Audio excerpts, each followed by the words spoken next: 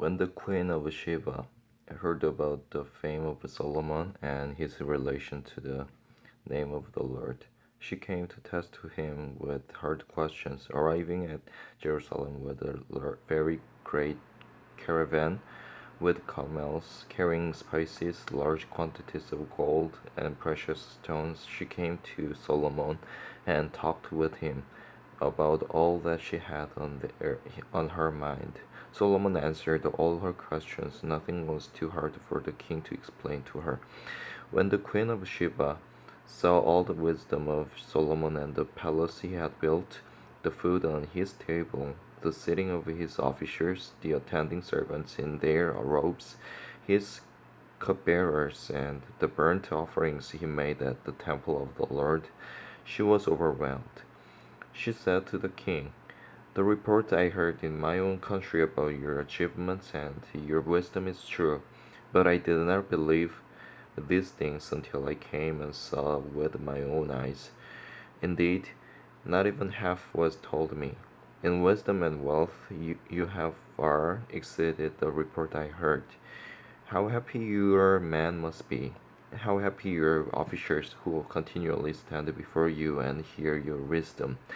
Praise be to the Lord your God, who has delighted in you and placed you on the throne of Israel.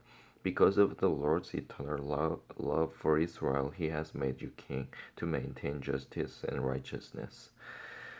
And she gave the king 120 talents of gold, large quantities of spices, and precious stones. Never again were so many spices brought in as those the queen of Sheba gave to King Solomon. Hiram's ships brought gold from Ophir, and from there they brought great cargoes of almug wood and precious stones.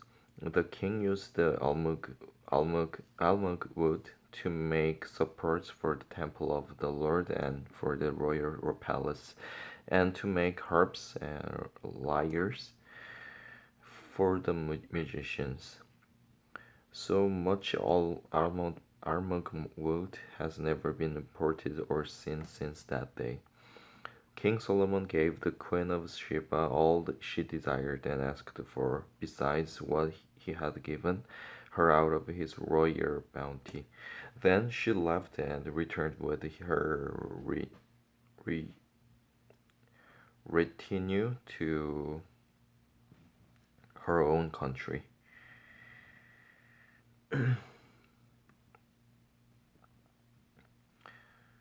The weight of the gold that Solomon received yearly was 66 talents, not including the revenues from merchants and traders from all the Arabian kings and the governors of the land.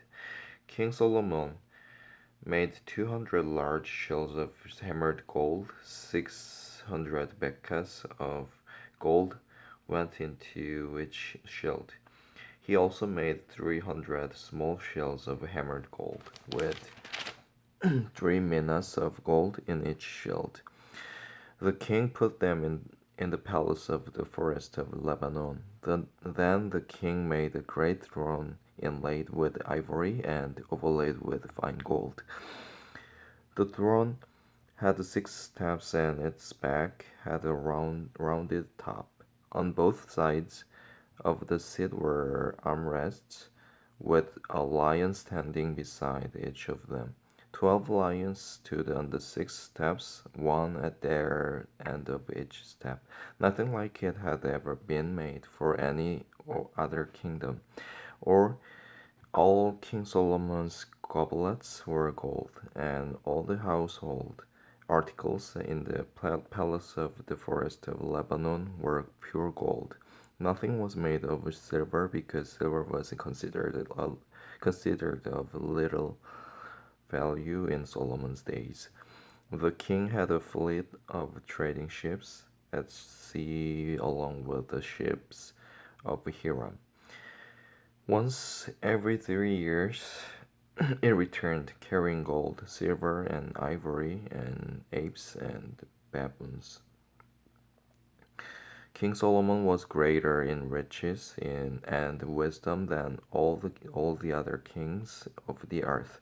The whole world sought audience with Solomon to hear the wisdom God had put in his heart. Year after year, year after year, everyone who came brought a gift, articles of silver and gold, robes, weapons and spices and horses and mules. Solomon accumulated chariots and horses. He had 1,400 chariots and 12,000 horses, which he kept in the chariot cities and also with him in Jerusalem. The king made silver as common in Jerusalem and stones and cedar as plentiful as sycamore fig trees in the foothills.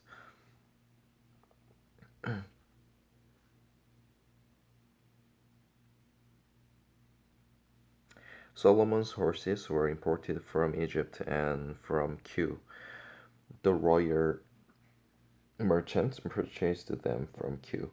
They imported a chariot from Egypt for 600 shekels of silver and a horse for 150.